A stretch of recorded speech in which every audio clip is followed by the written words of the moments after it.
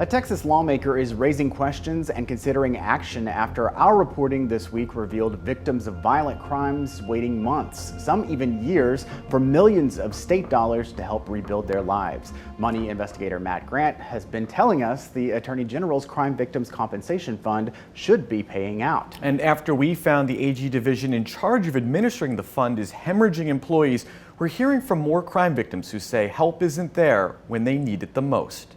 He took a broomstick and held it like a spear and jabbed me in the forehead repeatedly and split my head open. We met Patricia Bourdon at an Austin parking lot, still showing the scar from what police records describe as a broomstick attack this summer. So you had to get out of that situation? I did. But you had nowhere to go?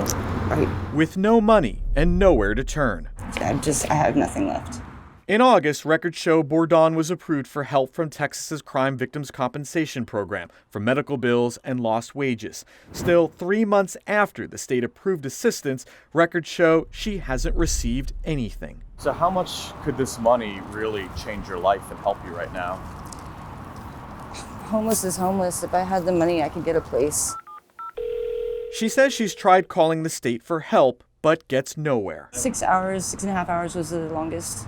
You were in a hole for 6 hours? And then got hung up on because it reached 5 o'clock. I was so mad. I was livid. I can't even explain to you how angry I was that day. I wanted to rip my hair out.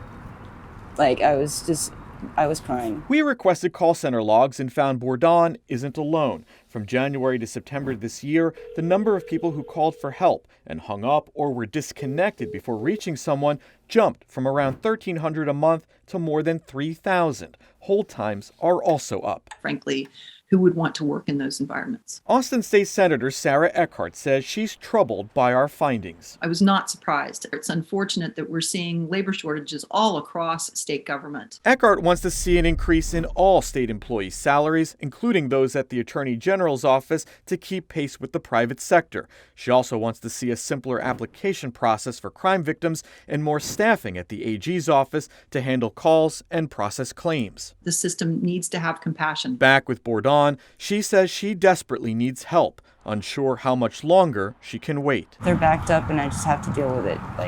It's just the way it is. And Josh, one interesting thing we found, mail-in applications are actually being processed 1 to 2 months faster than online ones, but we're not exactly sure why. What does the state consider to be too long anyway for a victim to be paid? Well, it's a good question. The state actually has a number it considers excessive. It's 250 days. When we checked in August, 50 people were waiting at least that long to be paid. Josh, that's double what it was at the start of the year.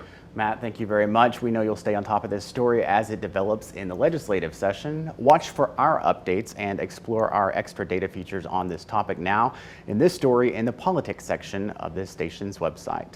Thank you for joining us for State of Texas. I'm Josh Hinkle. We'll be back next week to bring you an in-depth look at Texas politics.